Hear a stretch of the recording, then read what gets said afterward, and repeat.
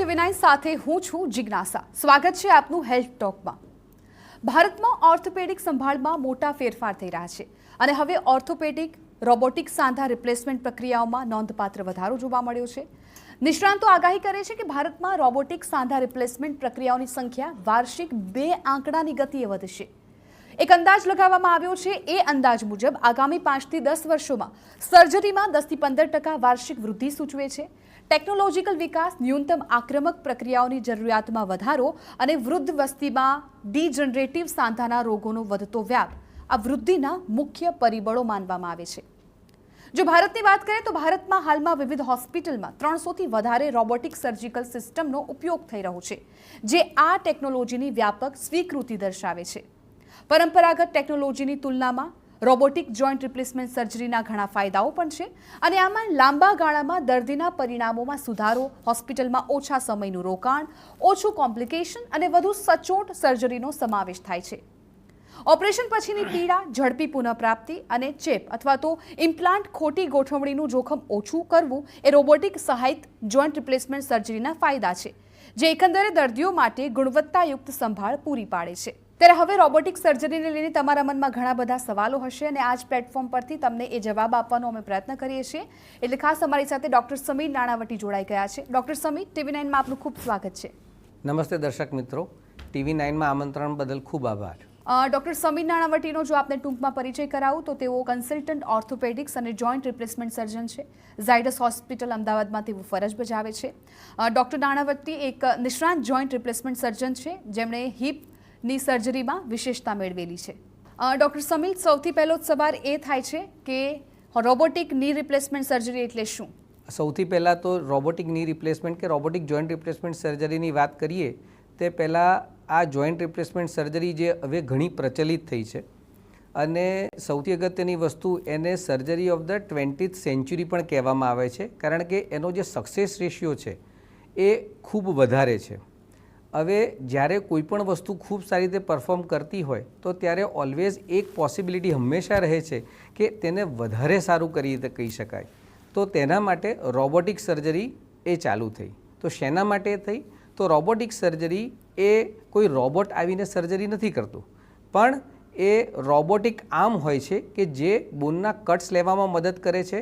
આપણે જે પ્રમાણે સાંધો મૂકવો છે, સાંધાને ફિક્સ કરવો છે, તે જ પ્રમાણે હાડકાને બનાવવામાં આવે છે અને તેની ઉપર એ આર્ટિફિશિયલ જોઈન્ટનું પ્રત્યારોપણ કરવામાં આવે છે। એટલે રોબોટિક સર્જરી એ સૌથી વધુ અગત્યની વસ્તુ એ સમજવાની છે કે એ રોબોટ સર્જરી નથી કરતો, પણ એ ડૉક્ટર દ્વારા એ રોબોટની મદદથી જે સાંધો આપણે નોર્મલી મૂકીએ છીએ તેને વધુ ચોકસાઈપૂર્વક, વધુ સારી રીતે અને લાંબા સમય સુધી એ સારી રીતે કામ કરી શકે તે રીતે આપણે એને યુઝ કરી શકીએ છીએ, જેને રોબોટિક સર્જરી કહેવામાં આવે છે। બિલકુલ। અને ડૉક્ટર, જે પણ દર્દી હવે વિચારી રહ્યા છે કે તેમને રોબોટિક સર્જરી કરાવવી છે અને આપની હોસ્પિટલમાં જો કરાવવી હોય તો પછી એ સર્જરીની પ્રોસેસ શું હોય છે, ક્યાંથી શરૂઆત થતું હોય છે અને એન્ડ કેવી રીતે થતો હોય છે? જ્યારે પણ કોઈ પણ રિપ્લેસમેન્ટ સર્જરી કરવાની હોય તો ત્યારે રૂટીન બ્લડ વર્ક, હાર્ટની સોનોગ્રાફી એટલે કે 2D ઇકો, ECG અને એ જે બેઝિક ઇન્વેસ્ટિગેશન્સ કરવામાં આવતા હોય છે। રોબોટિક સર્જરીમાં 3D CT scan is very important, કે જેમાં CT સ્કેન કરી અને એમનું સેગમેન્ટેશન, 3D સેગમેન્ટેશન થાય છે। અને ધારો કે ની રિપ્લેસમેન્ટની વાત કરીએ તો દેર ઇઝ ઓલવેઝ એક્સિસ, કે જે આપણે એમ કહેવાય કે થાપાથી લઈને એન્કલ સુધીમાં કઈ રીતે વજન પસાર થાય છે એની એક્સિસ નક્કી કરવામાં આવે છે અને એના ડિફરન્ટ લેન્ડમાર્ક્સ, બોની લેન્ડમાર્ક્સ જે હોય છે એના આધારે સાંધો કઈ રીતે મૂકવો, કઈ પોઝિશનમાં મૂકવો કે જેથી કરીને સારામાં સારી રીતે કામ કરી શકે। આ દરેક પ્રોસિજર અથવા દરેક પ્રોસેસ જે છે એ ઓપરેશન પહેલાં કરવામાં આવતી હોય છે, જેથી કરીને આપણે ઓપરેશન પહેલાં કયો સાંધો ક્યાં મૂકીશું, કઈ રીતે મૂકીશું, કયા પ્રમાણમાં બોન કટ કરીશું, એ દરેક વસ્તુ આપણે પહેલેથી નક્કી કરી શકતા હોય આપણે એને ચોક્કસપણે અને વધારે સારી રીતે એને પોઝિશન કરી શકીએ છીએ, જેથી કરીને લાંબા સમય માટે એ દર્દીને વધારે સારું રિઝલ્ટ અથવા તો પરિણામ આપી શકીએ। અત્યાર સુધી જે પરંપરાગત ની રિપ્લેસમેન્ટ થઈ રહ્યું છે અને હવે જે રોબોટિક ની રિપ્લેસમેન્ટ થઈ રહ્યું છે, તો એવા કયા ફાયદા છે, એવા કયા ગુણો છે જેને કારણે દર્દી છે એ રોબોટિક સર્જરી કરાવે? કઈ રીતે સારી ગણી શકાય રોબોટિક સર્જરીને? સૌથી અગત્યનું પહેલાં વાત કરીએ તો રોબોટિક સર્જરી અને કન્વેન્શનલ સર્જરી એ બંનેમાં મુખ્યત્વે શું ડિફરન્સ છે એ આપણે સમજવું જોઈએ। આજથી પહેલાં એ રોબોટિક વગર પણ સર્જરી થતી હતી, પણ આજે જેમ રોબોટનું આવ્યું તો ત્યારે આપણે ઓપરેશન દરમિયાન જ સાંધો કઈ રીતે મૂકીશું, કઈ રીતે પરફેક્ટ એની સાંધા માટે દરેક દર્દી માટે કઈ રીતે સાંધો યોગ્ય રીતે મૂકી શકાશે, એનું અલાઇનમેન્ટ કરી શકાશે, એ આપણે ઓપરેશન કરતાં પહેલાં જ બધું નક્કી કરી શકતા હોઈએ છીએ. બીજી અગત્યની વસ્તુ એ છે કે તેમાં જે સોફ્ટ ટિશ્યુ રિલીઝ હોય છે કે ઓપરેશન દરમિયાન જે પગ વાંકો થઈ ગયો હોય એને સીધો કરવા માટે આપણે હાડકાને અમુક એંગલમાં કટ કરી અને સોફ્ટ ટિશ્યુને રિલીઝ કરતા હોઈએ છીએ. જ્યારે રોબોટિક સર્જરીમાં એ સોફ્ટ ટિશ્યુ રિલીઝ ઘણા ઓછા પ્રમાણમાં થાય છે, જેથી કરીને આપણે ઓપરેશન પછી દર્દીને દુખાવો અને તકલીફ ઓછી રહે છે. બીજી અગત્યની વસ્તુ કે જ્યારે પણ આ સાંધા રોબોટિક સર્જરીથી કરવામાં આવે, મૂકવામાં આવે છે, ત્યારે એ જ્યારે કન્વેન્શનલ સર્જરી કરવામાં આવે ત્યારે એક પર્ટિક્યુલર એંગલ ફિક્સ હોય છે, જેમાં અમે એનું પ્રત્યારોપણ કરતા હોઈએ છીએ. પણ જ્યારે આપણે રોબોટિક સર્જરી કરીએ તો દરેક દર્દીની તકલીફ હોય, શું એની ડિફોર્મિટી છે અને ઓપરેશન પહેલાં શું પરિસ્થિતિ હશે એ સમજી અને એ પ્રમાણે આપણે એનો એંગલ એકદમ કમ્ફર્ટેબલી ચેન્જ કરી શકતા હોઈએ છીએ, જે કન્વેન્શનલ સર્જરીમાં શક્ય હોતું નથી.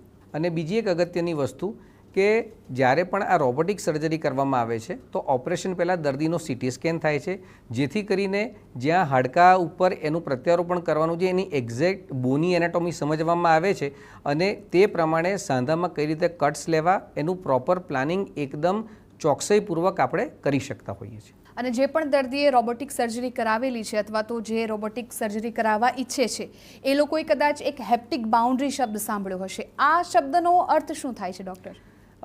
હેપ્ટિક બાઉન્ડ્રીનો મતલબ કે જ્યારે સીટી સ્કેન એ રોબોટમાં ફીડ કરવામાં આવે છે ત્યારે એ રોબોટ દ્વારા જે એને બોની બાઉન્ડ્રીઝ આપવામાં આવી છે એ બધી જ બાઉન્ડ્રીની બહાર કોઈ પણ કટિંગ ટૂલ જઈ શકે નહીં. જેમ કે ઓપરેશન દરમિયાન આપણે બ્લેડનો ઉપયોગ કરતા હોઈએ છીએ કે જે બોનને સારામાં સારી રીતે પરફેક્ટ રીતે કટ કરી શકે, પણ જો આપણે એનો કંટ્રોલ ન રાખીએ તો આજુબાજુમાં જે મહત્ત્વના ઇમ્પોર્ટન્ટ સ્ટ્રક્ચર્સ છે કે જેમ કે પાછળના ભાગમાં આર્ટરી હોય, નર્વ હોય, ઇનર અને આઉટર આસ્પેક્ટમાં લિગામેન્ટ હોય, આ બધા સોફ્ટ ટિશ્યુ સ્ટ્રક્ચર છે જે ઓપરેશનના ખૂબ સારા પરિણામ માટે જવાબદાર છે. તો એ સીટી સ્કેન દ્વારા જ્યારે એ રોબોટમાં ફીડ કરવામાં આવે છે ત્યારે એ આખી બોનની બાઉન્ડ્રી નક્કી થઈ જાય છે અને બાઉન્ડ્રીની બહાર એ સોફ્ટ જે રોબોટ છે એ કામ કરી શકશે જ નહીં, જેથી કરીને એ જે સોફ્ટ ટિશ્યુ છે એને કોઈપણ પ્રકારનો ડેમેજ નહીં થાય, રિલીઝ એની જરૂર નહીં પડે, જેથી કરીને ઓપરેશન પછી આપણે પેઇન પણ ઘટાડી શકીએ છીએ અને કોઈપણ પ્રકારની બીજી સોફ્ટ ટિશ્યુ ઇન્જરી પણ અવોઇડ કરી શકીએ છીએ. ડૉક્ટર, જ્યારે પણ કોઈ ની રિપ્લેસમેન્ટ કરાવે છે, ખાસ તો રોબોટિક ની રિપ્લેસમેન્ટ, ત્યારે કેટલો સમય લાગતો હોય છે દર્દીને રૂટીન લાઈફમાં આવવા માટે? ઓન એન એવરેજ કોઈપણ રિપ્લેસમેન્ટ સર્જરી પછી યુઝ્યુઅલી 12થી 24 કલાકની અંદર તમે દર્દીને પોતાના પગ પર ઊભા કરી શકતા હો છો.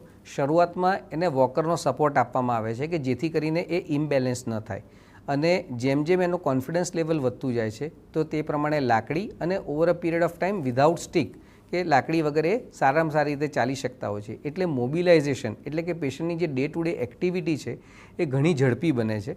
By third day we can say that કે toilet usage and the going up and down stairs કે સીડી ચડવી ઉતરવી અને બાથરૂમ ટોયલેટનો ઉપયોગ કરવો એ આપણે અલાઉ કરી શકતા હોઈએ છીએ.